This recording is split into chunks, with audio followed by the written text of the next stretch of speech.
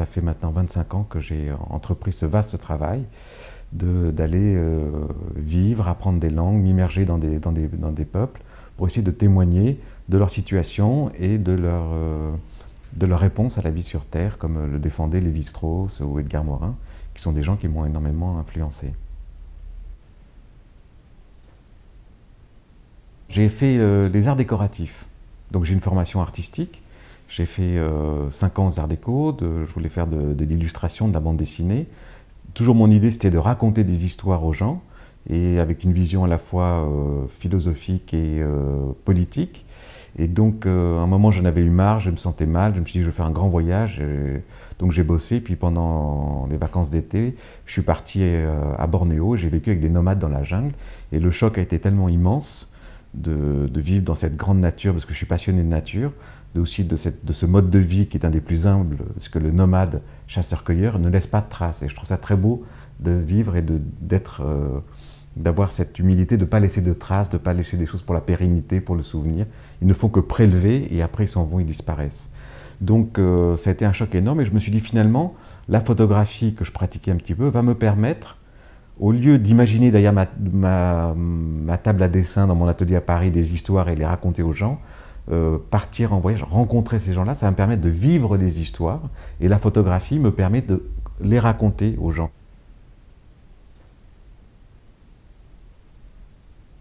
J'ai eu la chance que mon premier grand travail, alors que j'étais toujours étudiant aux arts décoratifs, a été exposé aux rencontres d'Arles.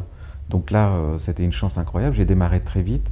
Mais l'idée pour moi était de vivre des expériences, de documenter, de faire des photographies pour les magazines, pour pouvoir, il y a quand même cette notion, au tout début, c'était vraiment le document. Après, il y a eu plusieurs stades. Donc il fallait d'abord documenter, parce que je me sentais un devoir, un engagement par rapport à ces gens-là, donc je devais restituer leur histoire.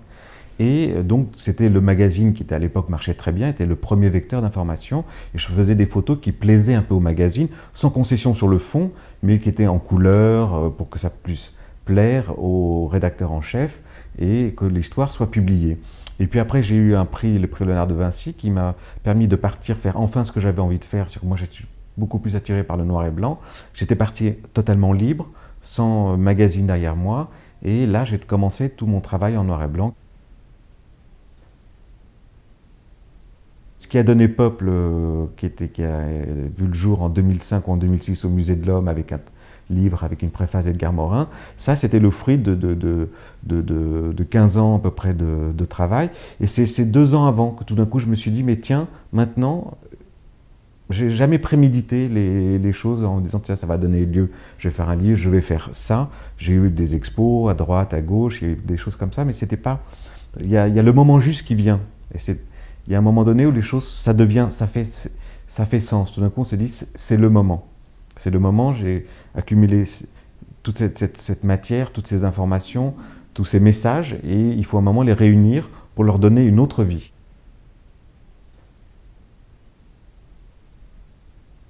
C'est vrai qu'on est, nous, dans une société où le futile, la course pour le rien s'est imposée comme un mode de vie. Et effectivement, on est extrêmement décalé. Moi, j'ai eu pendant des années, beaucoup de mal à me réinsérer chaque fois, parce qu'on vit des choses beaucoup plus naturelles, à un rythme naturel. Quand il faut donner un coup de bourre, j'ai vu ces gens-là, ils savent courir quand il faut, mais on ne court pas toute l'année. Chez nous, on est dans une espèce de course permanente et on passe presque sa vie à courir, et jusqu'à un moment où on n'est plus capable, et là on vous relègue soit dans un hospice, une maison de retraite, ou voilà, c'est votre retraite et puis c'est fini, on vous a pressé comme un citron.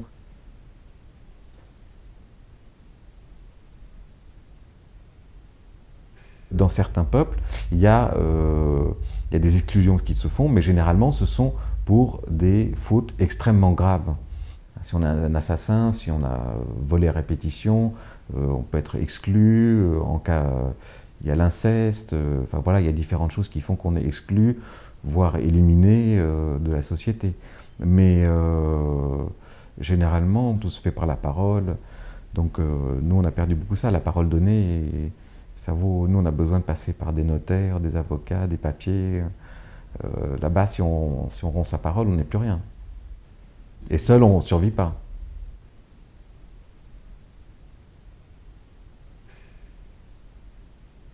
certains sont très en marge. La loi commence un petit peu à essayer de les réguler, avoir quelque chose, donc ils vont peut-être voter, ils vont peut-être être recensés, mais on les laisse un peu tranquilles. D'autres, ils sont rentrés dedans, bah ça y est, maintenant c'est des citoyens, on les fait sortir de leur endroit, on les loge dans des espèces de campements, de maisons avec des tôles ondulées horribles alors qu'ils vivaient dans la forêt où il faisait bon bien vivre, on les met sur des côtes exposées au soleil et on crée une espèce de prolétariat. Donc il y a plein de cas de figure, il y a des endroits où il y a des zones protégées comme au Brésil, on les laisse, il y a des réserves, ils se gèrent, il y a des gens qui sont censés les protéger pour éviter qu'on fasse des choses chez eux. Il y a plein de cas de figure, d'autres qui sont complètement intégrés aux États-Unis, au Canada, même en Indonésie, dans d'autres endroits, qui font partie complètement de la société dominante.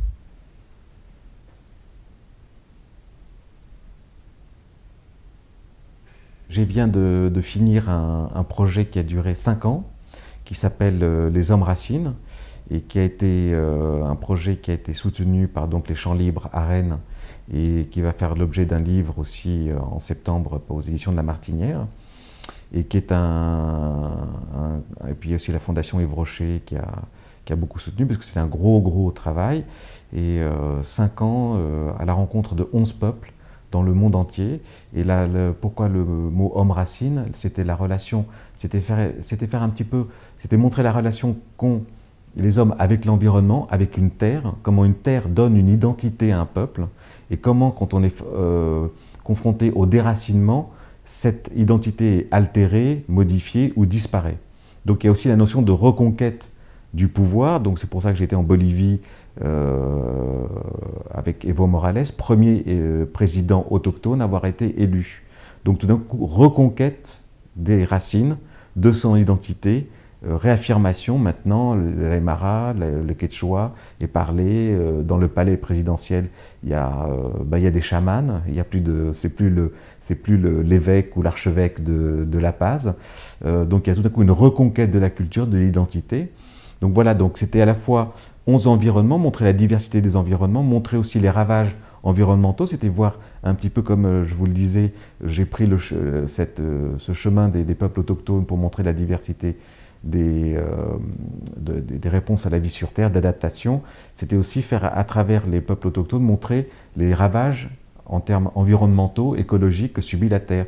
Donc on va jusque le dernier, c'est sur un territoire qui s'appelle Jharia en Inde, où il y a une des plus grosses ressources en charbon de meilleure qualité de toute l'Inde, et les galeries souterraines ont pris feu depuis 100 ans, et donc c'est devenu, c'est une course-poursuite avec les compagnies pour extraire ce charbon, et on ne fait rien pour éteindre ces incendies souterrains qui remontent à la surface, engloutissent des villages, c'est lunaire, c'est un endroit complètement, on dirait que c'était une bombe atomique a explosé, il y a des centaines de milliers de gens qui vivent du charbon, ces camions géants, ces extractions avec des incendies où on voit la terre, il y a des flammes qui sortent, et il y a des villages où tout d'un coup les maisons s'ouvrent et les familles sont mortes, brûlées, parce que on voit carrément des fentes avec le feu, des gaz, et il y a des maisons, quand on touche le mur, c'est 50 degrés. Donc, et comme les gens n'ont pas d'endroit où aller habiter, ils vivent là parce qu'ils n'ont que cette ressource du charbon.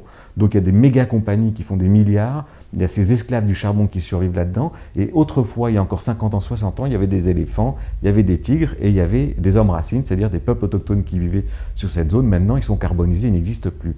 Et on commence par d'autres endroits où là encore, ils sont dans le Yukon, par exemple, les Gwich'in vivent dans leur petit village et dans une nature exceptionnelle. Donc voilà, donc c'est montrer un petit peu, faire un constat environnemental. Le Groenland, j'ai travaillé sur les Inuits pour 2 raisons. D'abord, c'est parce que le Groenland est connu pour le réchauffement climatique, mais aussi il y a eu un référendum il y a quelques années où le Danemark a accepté, finalement, ça a été voté une large majorité au Groenland, les Groenlandais ont voté donc leur indépendance. Donc on va avoir très bientôt le premier État autochtone au monde. Donc il y a des avancées chez les peuples autochtones. Alors eux, comme vous me posez la question, ils sont ministres, ils sont tout. Ils sont policiers, ils ont des ordinateurs, il y a une économie assez florissante. Donc voilà, on va assister à la création du premier État autochtone au monde. Donc voilà, donc ce projet-là, montre différentes choses, des situations plus ou moins douloureuses, plus ou moins heureuses, donc des retours possibles, des victoires. Il y a aussi la fin du peuple Hadzabe, les derniers chasseurs-cueilleurs. Il y a 2 groupes en Tanzanie qui sont victimes, qui sont devenus un objet touristique. C'est-à-dire que dans les années 80, il y a eu un documentaire fait par la BBC qui a fait le tour du monde. On voyait ces chasseurs-cueilleurs. Et la Tanzanie et les tour opérateurs dans le monde ont ajouté comme produit ce peuple qui vient à un moment donné près de petits villages dans leur itinérance. Et donc voilà, alors avant il y avait les parcs nationaux, maintenant il y a ces Hadzabe. Voilà, les touristes débarquent, ils payent entre 300 et 400 ou 500 $ jour pour avoir leur campement, leur lodge, le chauffeur, le 4x4. Et ils vont passer quelques heures à regarder ces Hadzabe qui les attendent, s'habillent avec des peaux de singe, tirent à l'arc, sympa. Qui mènent un vrai mode de vie chasseur-cueilleur. Les Hadzabe viennent pendant 2 mois là, de l'été, parce que il y a les fruits des baobabs, il y a le miel, les babouins, les troupeaux d'antilopes, ils les suivent pendant l'année, et tout d'un coup, il y a une nouvelle denrée qui est les dollars. Voilà, donc pendant 2 mois, la nouvelle denrée, c'est le dollar. Sauf qu'eux reçoivent 2-3 $ par jeep, alors que les tour opérateurs se font 500. Et donc avec ce maigre argent, ils ont commencé comme leur territoire se réduise, donc ils sentent que tout ne va pas très très bien, ils ont commencé à boire énormément, donc ils s'enivrent, ils deviennent alcooliques, pour avoir de temps en temps pour boire, ils couchent un peu avec n'importe qui, les femmes, et elles ont attrapé le sida. Donc 15% des Hadzabe sont séropositifs, ils sont 1200. On ne peut pas les soigner, alors que le taux de séropositivité en Tanzanie est de 7%. Donc c'est un peuple qui va s'éteindre. Et donc les touristes ne savent pas qu'en allant les voir, ils participent à leur extinction et qu'ils voient des morts vivants. Ils voient des gens ils ne savent pas que ces gens qui sont en train de regarder, on leur vend l'homme de la préhistoire, ils reviennent en disant oh, extraordinaire. D'autres s'ennuient énormément parce qu'il y a le cagnard, il fait sec, il y a du vent, c'est dans des savanes, c'est pas agréable du tout. Et puis d'autres ont cru vraiment qu'ils ont une expérience unique dans leur vie, ils ont rencontré l'homme de la préhistoire. Alors que cet homme de la préhistoire, une fois qu'ils s'en vont, enlèvent leur peau de singe, mettent leurs shorts et vont dans les villages et les villes et boire, s'enivrer. Et donc ça, c'était extrêmement douloureux comme situation, et ça pose la question de savoir qu'est-ce qu'on va faire nous là-bas, pourquoi, et quelles sont les conséquences de nos actes. Donc voilà un petit peu la vocation de ce projet, qui va donc donner lieu à une exposition au Champ Libre du 26 avril à la fin septembre, avec 171 tirages, des textes, des vidéos, donc une grosse exposition, et puis ce livre. Et depuis 1 an et demi, j'ai pris le temps aussi, je me suis plongé dans quelque chose qui était, pour moi, qui me faisait peur, c'était dans mes placards. Bon, j'ai installé un atelier. Je suis rentré dans mes archives. Et finalement, je me suis rendu compte que j'avais accumulé, et là, c'est d'un point de vue plus anthropologique, ethnographique, en tant que document, en 25 ans, un fonds de 130 000 images sur 41 peuples.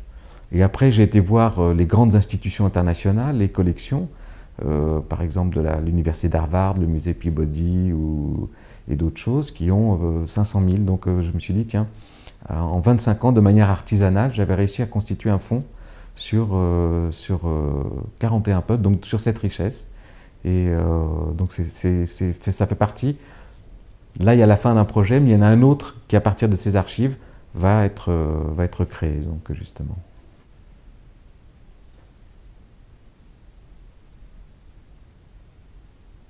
Il y a le Quai Branly, je sais pas, eux ils en ont 300 ou 400 000, je crois, je sais pas. Et il y aurait le Quai Branly, je vois que ça. Mais là, je regarde beaucoup plus du côté des structures américaines, universités, les grands musées, qui sont peut-être plus à même d'accueillir ce genre de fonds.